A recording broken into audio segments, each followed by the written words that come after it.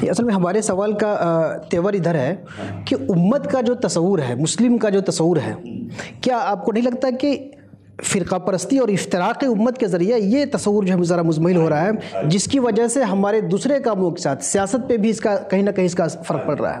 وَاعْتَصِمُوا بِحَبْلِ اللَّهِ جَمِيعًا وَلَا تَفَرَّقُوا، اللہ کی رسی کو مضبوطی کے ساتھ تھام لو، وَلَا تَفَرَّقُوا، فرقہ بندی مت کرو۔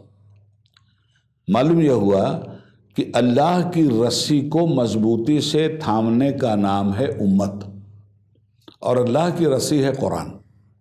اس کے اصول و فرمودات کو مانو، منواؤ، اس پہ عمل کر کے دکھاؤ، اور اس میں نہ کچھ گھٹانے کی گنجائش ہے نہ کچھ بڑھانے کی گنجائش ہے۔ ولا تفرقوا، فرقہ بندی مت کرو۔ تو حکم کیا ہے؟ امت بننے کا حکم ہے۔ امت ایک گروہ کا نام ہے جو کسی کی تابعداری کرے۔ فرقہ کسی ایک مخصوص فرد کا نام ہے جس کی تابعداری میں ایک الگ سے فرقہ بندی، ایک الگ سے پارٹی بن رہی ہے۔ تو اسلام پارٹی بندی سے منع کرتا ہے اور کہتا ہے کہ تم امت ہو، امت بن کے رہو۔ اور پھر یہ کہ آپ جانتے ہیں کہ فرقوں کے بارے میں تو یہ فرمایا گیا کہ جو امت سے الگ ہٹ کر کے فرقہ بنے وہ اپنے جہنمی ہونے پہ سگنیچر کرتا ہے۔ مگر افسوس یہ ہے کہ ہم اگر وہی امت بن گئے ہوتے یہاں تو آج یہ برے دن دیکھنے کو نہیں ملتے جو برے دن ہمیں دیکھنے کو مل رہے ہیں۔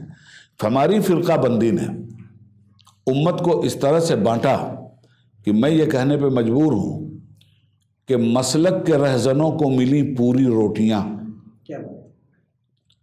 مسلک کے رہزنوں کو ملی پوری روٹیاں، دین محمدی کئی ٹکڑوں میں بٹ گیا۔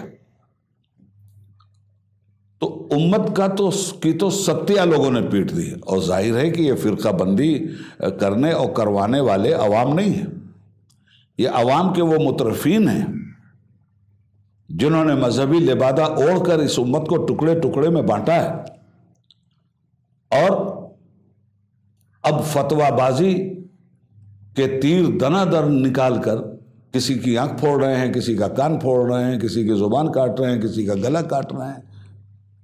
یہ سب کون کر رہا ہے؟ یہ کوئی سیاسی لیڈر تو نہیں کر رہا ہے، یہ کام گورنمنٹ تو نہیں کر رہی ہے۔ امت کو فرقوں میں بانٹنے کی ذمہ دار کون لوگ ہیں؟ اور پھر اس کے اوپر ترا یہ کہ فتویٰ دے کر سب کو کافر بھی بنا دینا۔ آج کوئی بھی طبقہ ایسا ہے جو ایک دوسرے کو کافر نہیں سمجھ رہا ہے؟ تو یہاں ہندوستان میں آپ مسلمانوں کی سیاست کی بات کر رہے ہیں، مسلمانوں کے معاملات کی بات کر رہے ہیں، یا ہندوستان میں ان لوگوں کی فتویٰ بازی کی بنیاد پہ مسلمان رہ کون گیا ہے؟ وہی اسی پہ ہم بات کرنا چاہ رہے تھے، چونکہ جب مسلم ہی نہیں ہیں، ہر آدمی کے فتوے کی روشنی میں جب دوسرے کافر ہو رہے ہیں تو پھر مسلم سیاست تو بڑی مشکل مرحلہ ہے نا۔ علماء کا کوئی تعلق نہیں ہے نا سیاست سے۔ علماء کا کیا رول ہے آپ بتائیے؟ جو لوگ وہ علماء، میں سب کو نہیں کہتا، علماء حق بھی ہیں، میں ان علماء کو کہہ رہا ہوں جن کی اکثریت کو لوگ علماء جانتے ہیں، حالانکہ وہ علماء کیا ہیں؟ وہ غلماء بھی نہیں ہیں۔ مگر یہ کہ آج تو سکہ کھوٹا چل رہا ہے، ہندوستان کی حکومت کا سکہ جس کے ہاتھ میں ہے اس نے کھوٹا بنا دیا ہے۔ تو پھر مذہب میں بھی تو کھوٹے سکوں کی کمی نہیں ہے نا۔ اور لوگ کہتے ہیں اندھ بھکت ہیں وہاں، تو یہاں کون سے دیداور لوگ ہیں؟ یہاں بھی تو اندھ بھکتی ایسی ہے کہ وہ کسی دوسرے کو برداشت کرنے کے لیے تیار نہیں ہے۔ تو یہ جو فرقہ بندی ہوئی ہے، اس فرقہ بندی کے ذمہ دار عوام نہیں،